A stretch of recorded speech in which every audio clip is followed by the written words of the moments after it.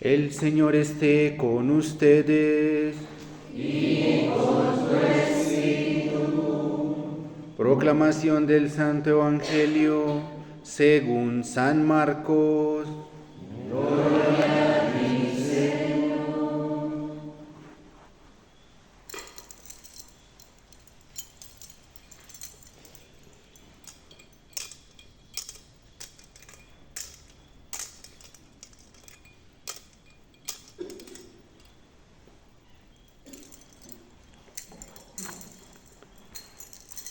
En aquel tiempo Jesús y sus discípulos atravesaban Galilea, pero él no quería que nadie lo supiera porque iba enseñando a sus discípulos. Les decía: el Hijo del Hombre va a ser entregado en manos de los hombres, le darán muerte y 3 días después de muerto resucitará. Pero ellos no entendían aquellas palabras y tenían miedo de pedir explicaciones. Llegaron a Cafarnaún y una vez en casa les preguntó: ¿de qué discutían por el camino? Pero ellos se quedaron callados porque en el camino habían discutido sobre quién de ellos era el más importante.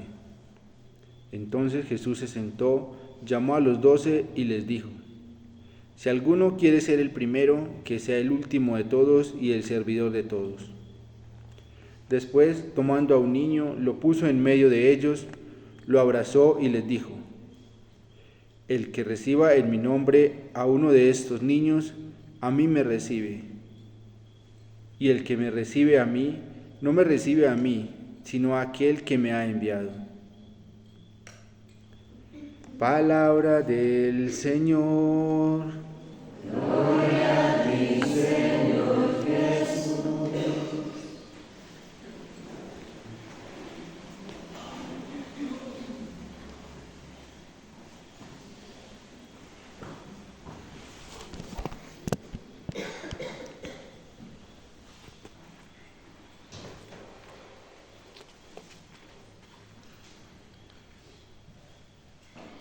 Vemos hoy cómo toda la liturgia de la palabra nos centra en una actitud que a la vez se convierte en una enseñanza central del Evangelio y de Cristo. Y es la actitud de lo último, lo pequeño, lo diminuto, lo más simple, lo más sencillo, lo más parco. Y el origen de la pequeñez, dentro de todo su misterio, se encuentra en Dios mismo. En todo el relato de la historia de la salvación que nos presenta la Sagrada Escritura, vemos siempre a Dios orientado hacia lo más pequeño, hacia lo más sencillo. Para salvar a su pueblo Israel, escoge lo pequeño y lo sencillo. Para crear una nueva historia que será la historia de la salvación, va hasta Ur de Caldea y escoge por allá en tierras lejanas algo que va a ser insignificante para el mismo pueblo hebreo, para su misma familia, y escoge a Abraham. Y comienza con Abraham enseñándole el camino hacia lo pequeño, hacia lo último. Deja tu tierra, deja tu padre, deja tu patria, deja tus bienes, deja tu parentela, porque vas a empezar una peregrinación hacia la felicidad, la plenitud, y esa plenitud la vas a encontrar en lo último y lo pequeño. Cuando escoge un caudillo para salvar a Israel de la opresión de Egipto y del faraón, también se escoge alguien demasiado pequeño, y es Moisés, con limitaciones para hablar, para guiar, para gobernar, para expresarse. Y por eso lo enciende el pavor interior cuando Dios le presenta tremenda misión, porque se siente incapacitado para poder realizarla. Y en pocas palabras le dice el Señor a Moisés: no me importa, porque eso es lo que me gusta a mí, trabajar con la incapacidad, con lo inútil, con lo pequeño. Y si seguimos leyendo la historia de cada uno de aquellos y de cada una de aquellas que el Señor escogió para manifestar una acción salvífica de su gloria, nos damos cuenta que siempre se inclinaba por aquellos que tenían mayor conciencia de su incapacidad, no de su grandeza, porque esos no le sirven al Señor. Cuando se tiene conciencia y presunción ínfulas de lo mucho que se sabe, de lo mucho que se es, de lo mucho que se es capaz humanamente, resulta inútil para el cielo, no sirve.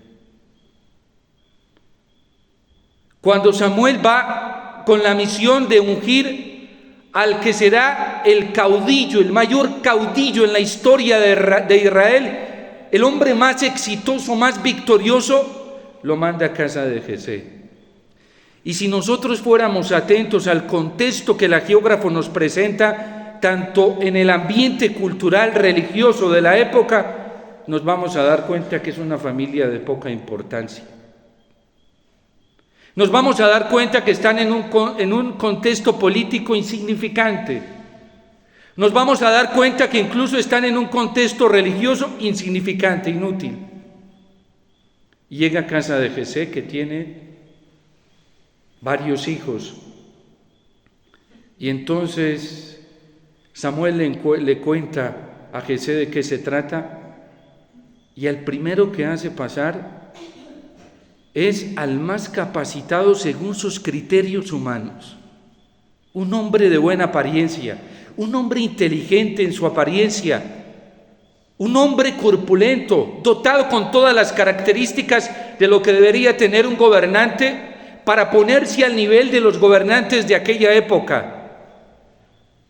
Y Samuel se admira cuando lo ve y siente en su corazón, dice: sin lugar a dudas que tengo ante mí al ungido de Yahvé. Y siente la voz retumbante del amor de Dios que le dice: te equivocas. Es que tú miras las apariencias, yo no. Yo miro el corazón y ese no es. Y hace pasar uno y otro y ninguno de esos era. Jesé tomó al descarte. Nunca se imaginó en su propio papá, ni siquiera Samuel, y nadie lo hubiera pensado, que el muchachito, el más pequeño, con una taleguita llena de piedras, porque ni cuidaba las ovejas como comúnmente lo hacían los pastores de Israel, porque ni para eso tenía las suficientes habilidades humanas, solo con una taleguita, unas piedras y una cauchera. Y le dice el Señor: ese es el gran David. El gran David que hoy no ha podido enterrar la historia en tantos siglos. El gran David que es importante y ha sido grande hasta en la boca de Jesús, en el corazón del mismo Dios, porque ese es un pastor según mi corazón. Saúl no. Saúl fue un pastor según el corazón del pueblo corrompido, rebelde, que solamente pensaba con criterios humanos. Y Dios permitió que fuera elegido para darle una enseñanza al pueblo que solamente pensaba con criterios mundanos, para que ellos mismos prueben el efecto de sus malos criterios, de sus corrompidos juicios, de sus mundanos juicios. Y a dolor que les tocó chupar con un rey como Saúl. Dios lo permitió. Dios sabe que muchas decisiones a veces son según esos criterios, y no es que Él nos castigue, Él permite el castigo de nuestras malas decisiones. Saúl era un rey según el corazón humano, y ya sabemos bien la historia que nos presenta el hagiógrafo sagrado de lo que trajo esa decisión. David fue un pastor según el corazón de Dios, y aunque en algunos momentos se dejó contaminar del pueblo, porque eso le pasó a David, rápidamente él, que conoce el amor de Dios, se arrepiente, se convierte y vuelve nuevamente al caudal de la gracia.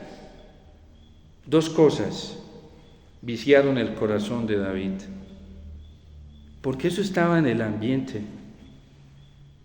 Dios había cuidado siempre su corazón de las ínfulas de poder humano. Nunca le permitió hacer un censo para que no se le dañara el corazón. David era tan ingenuo que solamente se gozaba en ver la acción de Dios, y eso era lo que lo mantenía pleno. Ni siquiera se daba cuenta todo lo que a través de él Dios estaba haciendo.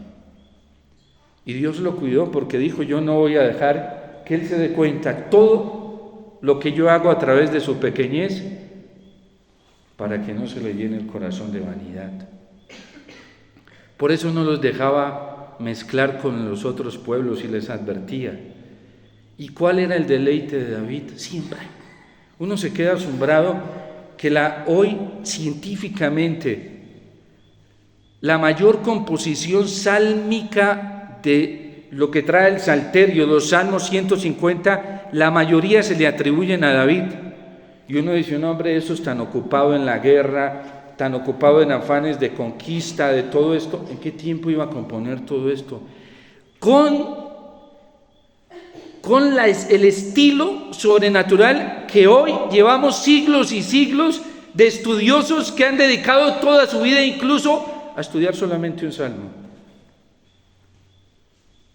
Y tenía el gobierno de toda una nación, iba a pelear y se la pasaba componiendo salmos para cantarle a Dios de una forma más grande, para poder dirigirle una oración a Dios, para poder elevar la oración a Dios. Y es que ese es el éxito de los pequeños: tener su atención puesta en el Señor. Al pequeño no le importa, no hace programas de vida, porque sabe que tiene un papá que es el que vela por él. Y lo único que le interesa es tener bien atentos los sentidos a que su papá esté cerca. A mí me fascinan mucho los domingos que traen familias completicas ahí a la misa de 11:30. Es una fascinación. Algunos hermanos se burlan porque dicen que la mayoría de fieles son puros chiquitos, y es verdad, más que grandes, sí. Y uno empieza la misa y parece que uno empezara y les activara quién sabe qué, porque comienzan a brincar y son felices y eso corren, parece que les estuvieran haciendo una fiesta. Al principio sus papás se asustaban y yo les dije: déjenlos. Esa es la forma de celebrar, ellos están contentos, algo perciben, que a lo mejor nosotros no, y esa es su felicidad. Nunca en los 5 años de sacerdocio que me ha tocado esa realidad, con muchos chiquitos brincando, nunca le han faltado al respeto, nunca. He visto uno de ellos faltándole al respeto al Señor. ¿Qué perciben ellos en su inocencia? Cuando un niño tiene cerca a su papá y sus sentidos lo logran captar, juega tranquilamente, brinca, va y viene, pero es porque hay algo que lo está moviendo, y es la confianza, la certeza de que papá está allí. Y para ellos es su plenitud. Una vez estaba en el Cauca, celebrando una misa en un sector en la calle. Y entonces empiezo la misa yo, y habían 2 niñitos, uno por acá y una niña por allá al otro extremo. Yo no sé cómo pasó eso en cuestión de segundos. En cuestión de segundos o minutos, no recuerdo bien, ya estaban los 2 juntos jugando a la esquina del altar. Y brincaban ahí. Y a mí no me entretenía, al contrario. Yo decía: aquí debe haber algo tan grande que a estos niños se les prende la chispa, ¿sí? Y entonces la mamá distraía y la abuela iban y los agarraban y se los traían, y ellos cambiaban su rostrico y se hacían ahí. Y apenas medio la mamá miraba, se les volaba. Hasta que llegó un momento que yo les dije: qué pesar. Ellos están viviendo algo pleno acá y ustedes se están distrayendo. Déjenlos, hagan la prueba para que se den cuenta que no va a pasar nada. Y entonces me miraron así como raro. Déjenlos. Lo soltaron. Esos niños, para ellos era una fiesta, ¿sí? Solo una fiesta, y ahí, solamente era ahí. A mí eso no me distraía para nada. Viene y les dije, van a prestar atención lo que van a hacer esos niños. Nadie les va a decir nada. Llegó el momento de la comunión y llegaba la gente a comulgar al altar. Y llegan los dos y se paran, uno sin que se hubieran puesto de acuerdo. Uno se paró a este lado y otro lado. Y miraban la gente que venía a comulgar de pies a cabeza. Enseguida me miraban a mí. Todos lo miraban con una atención y cuando le daba la comunión a la gente. Y de repente algunos niños me miran y me hacen señas como si que les dé. Algunos abren la boquita y me hacen así, ¿sí? Y entonces yo me agacho y les digo, cuando hagas la primera comunión. Entonces me mueven la cabecita. No entiende, pero sí. Y así se quedan ahí, sin faltarle al respeto en lo más mínimo al Señor. La pequeñez es un misterio. Y es el misterio que envuelve la realidad misma del amor de Dios. Por eso Satanás se rebeló. Él sabía esto. Porque es que los ángeles tienen inteligencia y voluntad, son seres libres. Y como ellos sabían, por ser criaturas, que Dios era su referencia de imitación, porque a Dios se opta por preferencia, al ver todo lo que Él hace, pues todos quieren hacer lo mismo que Él hace, ¿sí? Y cuando el demonio vio esto, dijo, no, tanta pequeñez no, porque vio la pequeñez en Dios Padre. Siendo Dios, Él vio todo, ellos lo vieron todo. En la eternidad se ve todo ipso-facto en el acto. Vio todo lo que Dios en la eternidad hace por el hombre, hacerse pequeño. Y dijo, yo para allá no voy, yo quiero grandeza. Y por eso lo que está diciendo hoy el apóstol Santiago, todas esas ínfulas de grandeza bajo el criterio humano, que genera envidias, celos, guerra, competencia, amargura, tristeza y una cantidad de corrupciones en el corazón, solo vienen del demonio.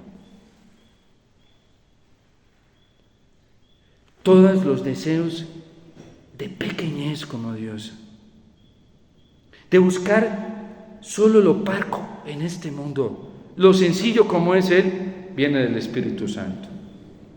Por eso hay gente amargada y está enferma.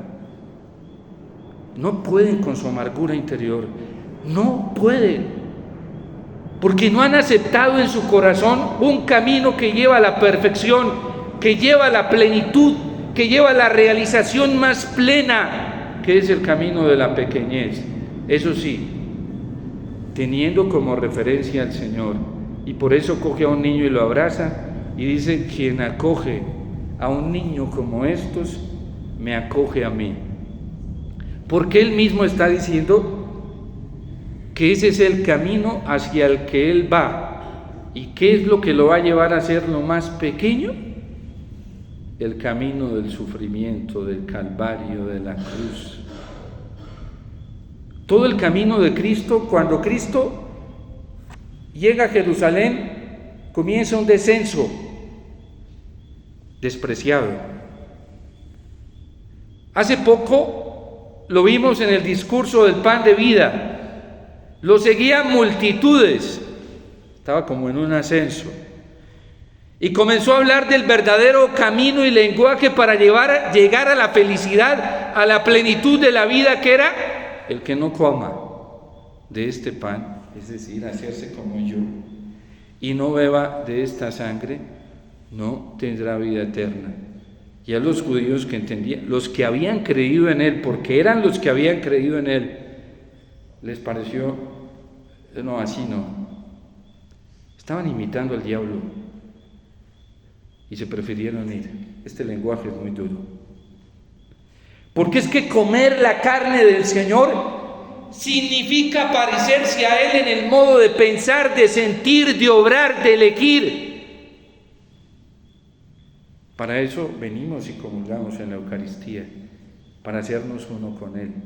Que esto no sea una caricatura, simplemente una obra de teatro donde aparento, pero allá afuera no busco este camino de la pequeñez, porque ahí sí se convertiría en nosotros el alimento eucarístico no es alimento de vida. Y por eso les pareció muy duro ese lenguaje. Y lo dice San Juan en el capítulo 6, sin miedo. Se le fueron muchos. Y miró a sus discípulos y les dice: ¿ustedes también se quieren ir? Señor, ¿a quién más vamos a ir si solamente tú tienes palabras de vida eterna? La humanidad hoy no tiene paz porque no ha aceptado en el fondo el camino que el Señor propone para alcanzar la paz. En la iglesia hay mucha amargura, en muchos miembros de la iglesia, envidia, celos, competencias, corrupción, abuso de poder. Y no crea que eso toca todas las esferas, desde cardenales, obispos, sacerdotes, religiosos, religiosas, laicos, eso toca todas las esferas. No hay paz, no hay concordia en muchos miembros de la iglesia, porque no estamos aceptando en el fondo de nuestro corazón el camino que nos propone el Señor. Quien acoge a un niño como este, me acoge a mí. Y quien me acoge a mí, acoge a quien me ha enviado. Es acoger al Padre.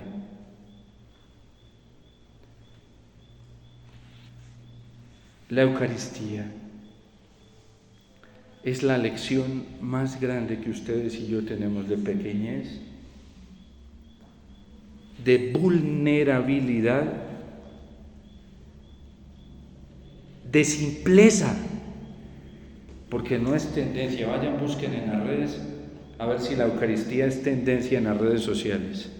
Vayan, busquen para que vean. Más los burros que cargamos al Señor, pero muchas veces no es el Señor, ¿sí? Es verdad, en las redes sociales hoy hay tendencia, hay fijación, hay atención en los instrumentos. ¿Y la Eucaristía? La Eucaristía, Jesús, se hace tan vulnerable, tan simple, que hasta nos cuesta identificarlo en el altar. Es tan sencillo y es el que quita el pecado del mundo.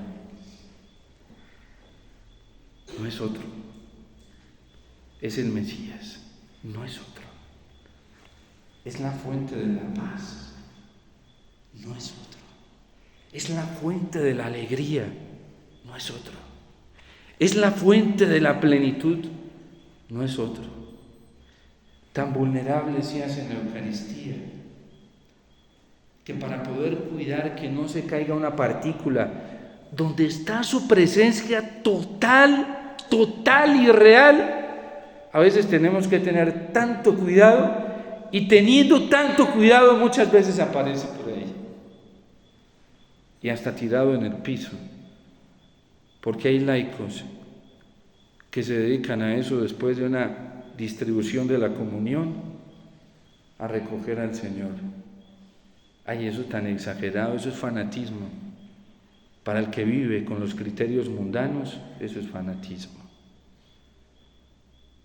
La Iglesia, ya tenemos testimonios fabulosos, ya en pleno siglo II con Orígenes, donde dice: hacéis bien, dice Orígenes, en cuidar que no se caiga ni una partícula del cuerpo de Cristo al piso, porque en cada partícula está la totalidad de la divinidad, la totalidad de la divinidad. Y hacéis bien. Y podríamos seguir enumerando testimonios. Trento nos lo dijo de manera profética y enfática. Concilio Vaticano II trajo una atención tan grande a la Eucaristía, que a veces vamos al concilio y cuando somos atentos y verdaderamente somos honestos, yendo a lo que nos dice la Sacrosanctum Concilium, nos dice: esto es demasiado exigente. Porque la Sacrosanctum Concilium del Concilio Vaticano II dice que la Eucaristía es la fuente, no una de las fuentes, o alguna fuente, no, la fuente de la vida, y vida verdadera, que es la vida cristiana. Por eso la mujer cananea dijo: yo me conformo con las migajas. Porque es que de algo tan grande, tan fabuloso, tan maravilloso, ni las migajas se pueden desperdiciar.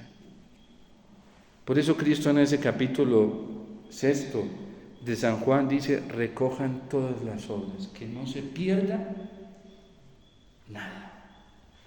Cuando hoy en la iglesia muchos ministros, incluyendo obispos, sacerdotes, consagrados, laicos, hemos trivializado la Eucaristía. Tenía razón la Virgen en Fátima cuando dijo a los pastorcitos: hay que reparar por los ultrajes. Ultrajes. ¿Cómo nos relacionamos con la Eucaristía? Les puse el ejemplo de esos niños. Nunca. Yo he tenido la experiencia en estos 5 años de sacerdocio, y los hermanos son testigos, la cantidad de niños chiquitos que llevan a la Eucaristía. Nunca he tenido la experiencia negativa de que alguno de ellos falte al respeto con la Eucaristía. Nunca. Pero ellos no tienen la suficiente capacidad racional. Nosotros los grandes, la Eucaristía es la lección más grande de vulnerabilidad, la más grande. ¿Y cuántas veces Cristo en los sagrarios? Solo. El Papa Benedicto XVI dijo algo muy fuerte en el 2005. Nos dijo a los sacerdotes que muchas veces Cristo se ofrecía solo en el altar sin nosotros.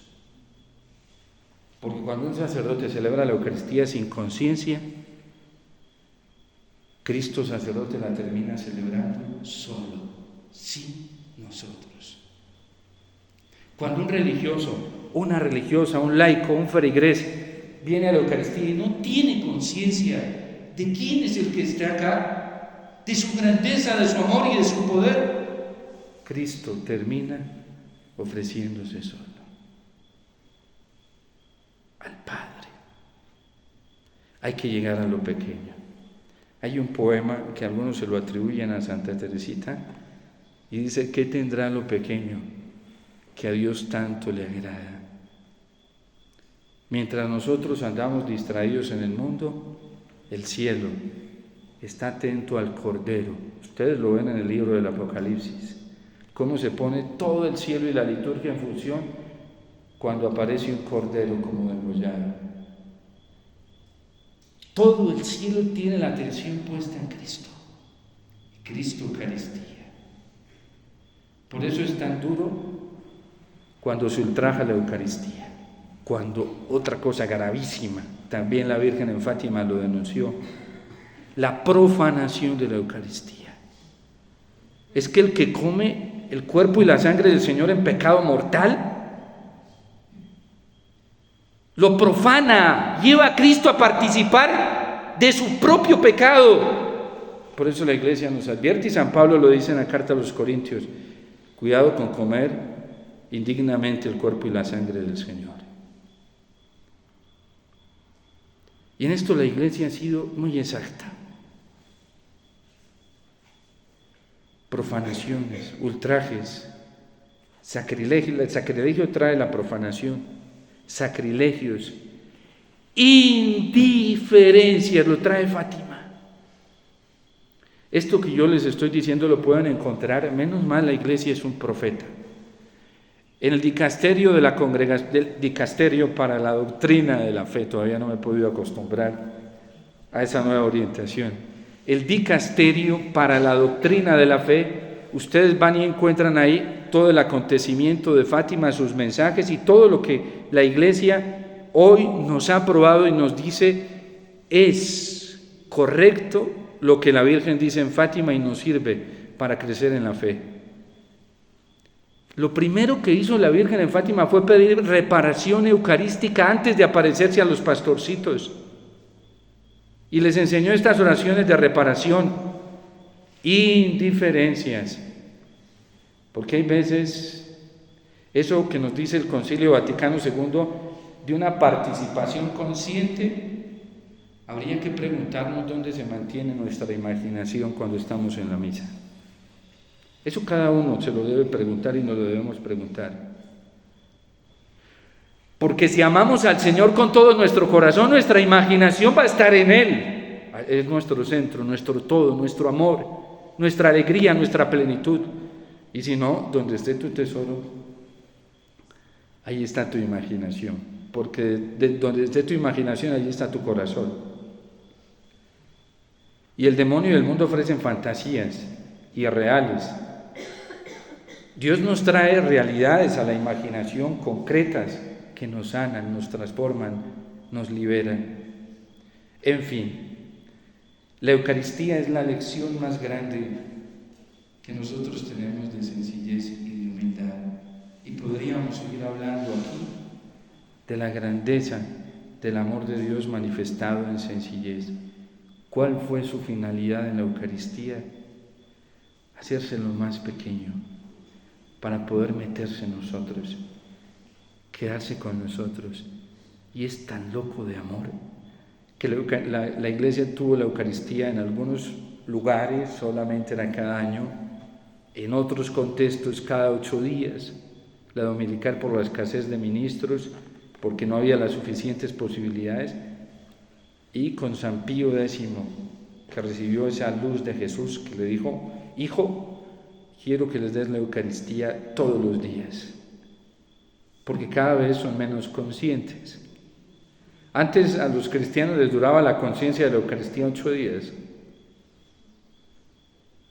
pero el mundo hoy, el demonio está con una fuerza distrayendo todos los días para que ellos no pierdan la conciencia de mi presencia en ellos. Pidámosle a la Virgen, que fue una mujer supremamente consciente de este amor desbordante del Señor, y a San José, para que nosotros se despierte la conciencia de la grandeza del amor de Dios en el altar y cada vez que lo comulgamos. Eso que tanto le agrada a Dios es lo que verdaderamente nos hace felices, nos transforma y nos lleva a la plenitud. Hombres y mujeres hoy, transformados por esta presencia pequeña del Señor, viviendo como niños en este mundo, generan un mundo lleno de paz, de alegría, de reconciliación, de unidad, porque eso es lo que genera la pequeñez. Seguir los caminos del demonio es destruirnos a nosotros y destruir a los demás. Dios te salve María, llena eres de gracia, el Señor es contigo. Bendita tú eres entre todas las mujeres, y bendito es el fruto de tu vientre, Jesús.